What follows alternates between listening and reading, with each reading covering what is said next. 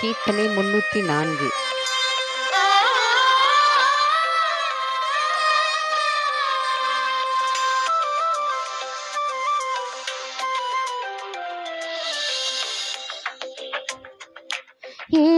இயேசுவையன்றி வேறொரு இரட்சகர் காசினிதனிலுண்டோ?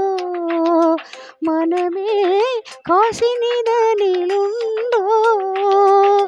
அவர் நேசமறிந்து விசுவாசமில்லாமலே மோசம் போவதின் மனமே, மோசம் போவதின் மனமே.